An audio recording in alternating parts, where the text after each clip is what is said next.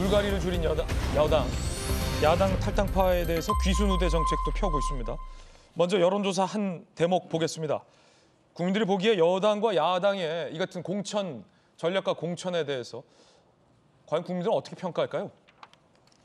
국민의힘에서 더 잘한다 42.2%, 민주당이 더 잘한다 38.4%, 없다 14.6%, 모르겠다 4.9%라는 공천 평가와 관련된 여론조사도 나왔습니다. 하지만 여당의 공천에서도 지적들이 나옵니다. 쇄신이 희미해졌다는 지적이 오늘 나왔는데 평균 나이가 58.3세, 30, 40대 청년 비율이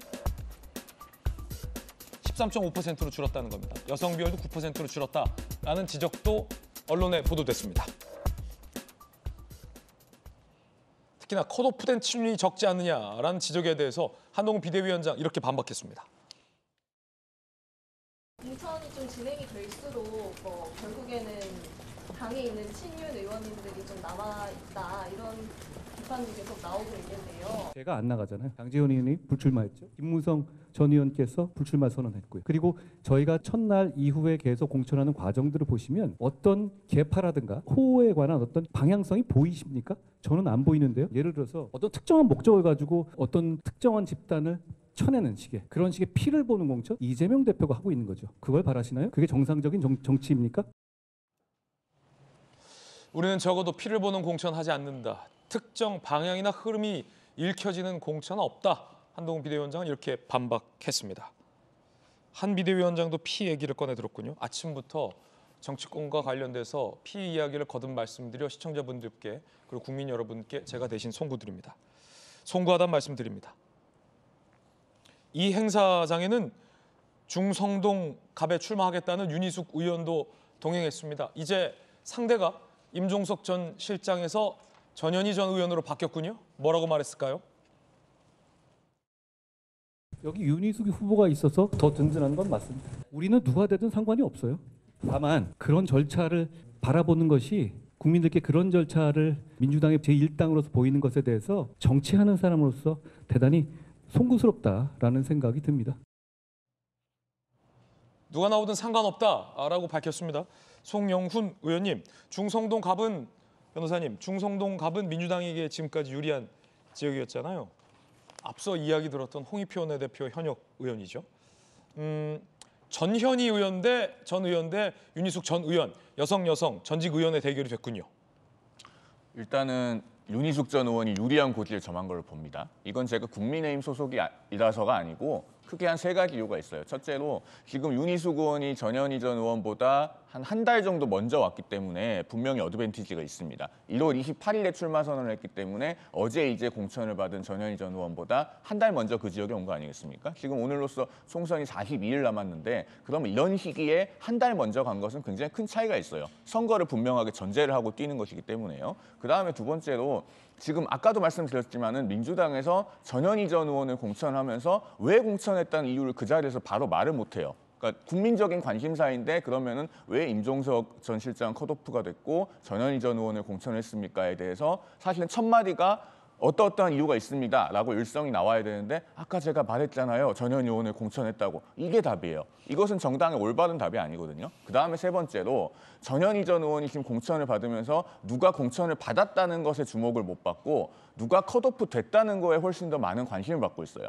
다 지금 어떤 것에 주목하고 있습니까? 임종석 전 실장이 컷오프가 됐다. 임종석 전 실장이 컷오프가 됐으니 민주당은 앞으로 어떻게 될까? 2시간 뒤에 11시 40분에 임종석 전 실장이 기자회견하는데 어떤 내용을 말할까? 이거에 주목을 하고 있지. 그럼 전현희 전 의원이 성동갑에 무슨 공약을 내놓을까? 어떻게 가서 선거운동할까? 이거에 관심이 없습니다. 그럼 첫 단추가 크게 꼬였거든요. 이런 3가지 점에서 현재는 윤희숙 전 의원이 유리한 고지에 있다. 저는 이렇게 평가합니다. 예.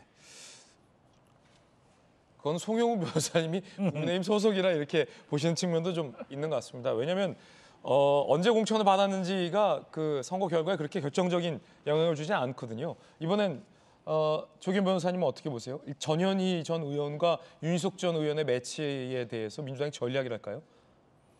일단은 인물 경쟁력으로서 충분하고 훌륭하죠. 이게 친문이냐 비명이냐 이 대립구도가 지금 공천 갈등 상황에서 그렇게 프레임화된 것이지 전현희 위원장이 친명 아니지 않습니까? 지금 전 정권 하에서 국민권익위원장을 했고요. 이제 그런 측면에서 보면 전 국회의원도 했고 여러 가지 그 여성으로서 해오신 활동이나 직의 뭐 이런 거를 비교해 볼 때 인물 경쟁력에서 더 앞선다 이렇게 보여지고 어찌됐든 중성동 갑은 민주당한테는 다소 유리한 지역인 건 분명합니다.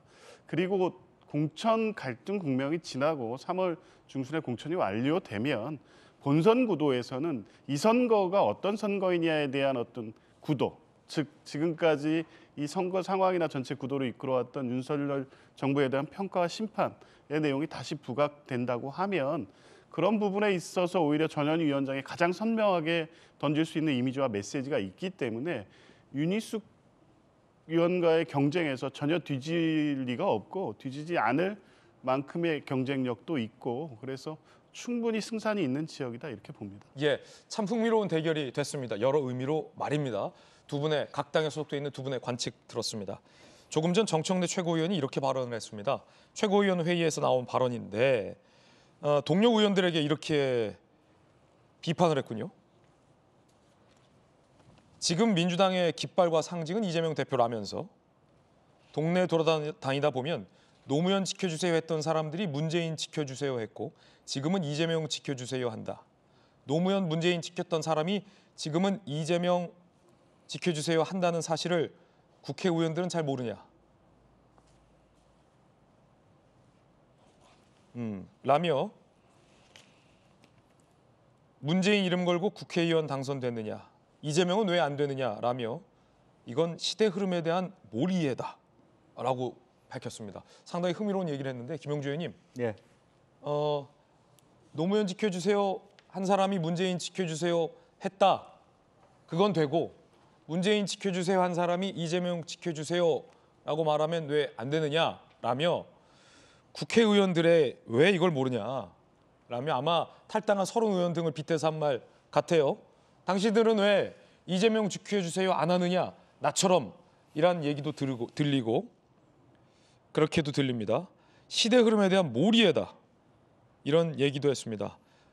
노장이 교체되는 게 당연한 흐름이다 라며 문재인 전 대통령을 노장에 빗대기도 했는데 네. 어떻게 들으셨습니까? 원조 친노로서. 글쎄요, 뭐 시대의 흐름이 그런지는 저는 모르겠습니다만 저는 노무현 대통령 사랑한 사람으로서 절대 이재명 대표를 인정할 수가 없습니다.